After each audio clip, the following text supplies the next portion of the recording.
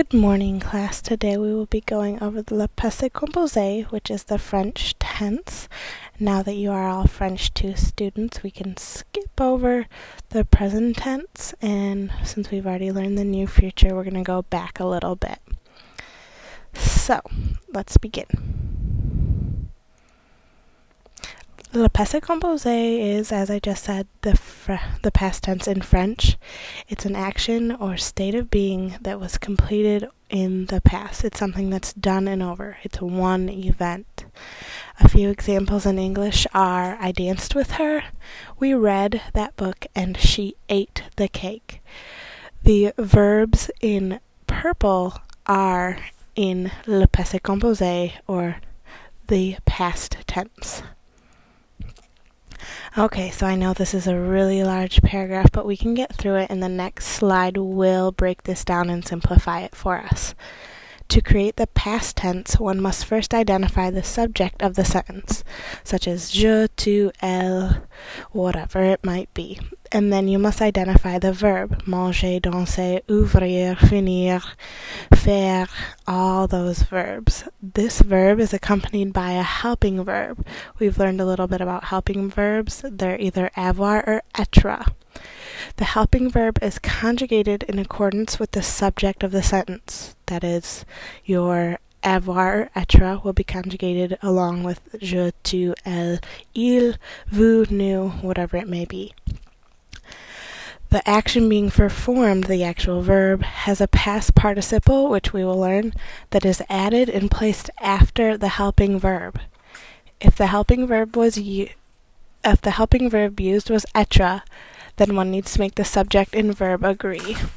An example would be je suis parti avec mes amis, and that translates into I left with my friends. You can see that the helping verb être was used, the suis in je suis, and we've made it agree by adding an e to the partir. Okay, so this just breaks down the previous slide, the form. You're going to have a subject plus a conjugated avoir être helping verb, and then you're going to add your past participle of the verb, and that's basically how you're going to form the passé composé. Okay, here's a few examples. The words in red are the subjects, the purple is the helping verb, and the green is the past participle.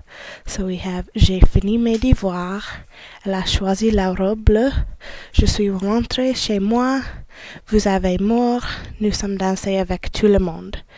You can see that the first two, along with the fourth one, have used avoir as the helping verb, and the third and fifth have used être. Okay, so to choose our helping verb, well, most of them will use avoir in the passé composé and in many of the other tenses as well. There on the left is how you will conjugate avoir. An example would be j'ai fini mes devoirs. Or here I have j'ai fait mes devoirs. I did my homework. Some verbs that use avoir: faire, être, jouer, manger, voir, boire, vouloir, lire, écouter, pouvoir, ouvrir, fermer, sauter, frapper, parler, répondre, réussir, along with many, many others. We're going to learn that there's just a few that use être, and everything else uses avoir as a helping verb. Okay, now to être. On the left, once again, you will see how to conjugate the être with the subject. Être is used with only 17 verbs, and these are the Dr. or Mrs. Dr. Vandertramp verbs, or the house verbs. An example is elle est allée au café. The subject is elle, so we use the helping verb est, and aller is an être verb, and that's why we use the est there. Okay, we just talked about the fact that être is only used with house verbs or Mrs. Dr. Vandertramp verbs. This is an example of one way that you're going to want to memorize these verbs. They're all things you can do with a house, around a house, in a house. Most of them are actions. They use the helping verb être, but there's nothing you can do but memorize them. So So you can see that it says être on the top, and everything else uses the helping verb être. This is another way to memorize those same verbs. Mrs. Dr. Vandertramp, you can see that the first letter of every one signifies a verb that uses être. If you take any notes today, you'll want to take these here. These are very important and you'll need to memorize these. Now we move on to the past participle. This comes after the subject, then the helping verb, and then the past participle. So we have 3 different kinds of irregular verbs. The first is an ER verb, and those will end in, instead of ending in ER, they will end in E. So jouer to jouer, rentrer to rentrer, manger to manger. You take the ER off the end and add the E with the accent. The RE is transformed into a U. Say descendre becomes descendu, perdre is perdu, vendre is vendu.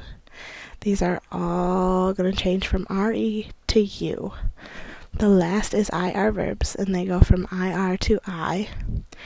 The first example is finir to finir, choisir to choisir, réussir to réussir, all going from IR to I on the end. These are the ways to conjugate the regular past participles. Verbs that are ending in ER are the most common, but there are many exceptions to this. We will learn about those next. Okay, so irregular past participles. Many of the verbs that we use again and again have irregular past participles. You've probably come across these in previous lessons. Unfortunately, all you can do is memorize these. Faire to fait, être to été, avoir to eu, boire to bu, lire to lu, mettre to me, apprendre appris, prendre pris, pouvoir pu, savoir su, tiendre tient, vivre vécu, naître to né. These are not the only irregular past participles, but these are the most common, and we will cover the other ones as we come to them.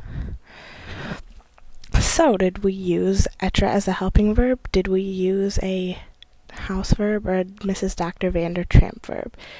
If you did, then you're going to need to ask yourself one final question. You're going to need to know if the subject was feminine, or if it was plural, or if it was both. If you used être as the helping verb and the subject of the verb is feminine, you must make them agree.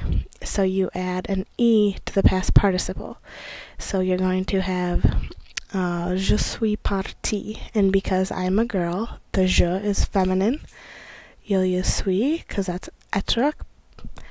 Partie, you're going to add an E to the end, so it'll be Partie to make that agree. If the subject was plural, like in nous, vous, or il, or elle, you're going to need that to agree also. What you're going to do to that is you're going to add an S to the end. So, nous sommes arrivés. You're going to add an S to the end of arrivé. You can have a feminine and plural, which you'll need to add an E and an S to. If the nous was all female, you'll add an E and an S to the end. Here are some examples of être. There's some, you can see the agreements being made there. Je suis tombé dans la rue. I fell in the street. Tu es arrivé tout de suite. You arrived quickly. Elle est allée au cinéma. She went to the cinema. You get the idea. You're taking the subject, conjugating être. Then you have your verb with its past participle, and if it's a feminine or a plural subject, you're going to make that agree. Here are some examples avec avoir. J'ai fait le gâteau. I made the cake. Tu as vu la célébrité. You saw the celebrity. Elle a joué avec ses frères. She played with her brothers. Once again, the subject, the conjugated avoir to agree with the subject, and the past participle, which we do not need to make agree. Okay, so to revise a little bit, the main questions you're going to want to ask yourself, or the main things that you're going to want to think about, is the verb a house verb? If yes, you're going to use être as the helping verb. If no, you're going to use avoir. You're going to conjugate avoir ou être in accordance with the subject. So, j'ai, tu as, il a, whatever it may be. Then use the past participle of the verb, which you're going to memorize, or they will be the regular ones. er to e with an accent, re to you, or ir to I. So if the if the être was used, then you're going to make the past participle agree by adding e, s, or es. Here are a couple citations. The house picture was taken from a Cliff's Notes website, and the Eiffel Tower picture by Clicker.com. Ah bon, c'est la fin. À tout à l'heure, mon classe.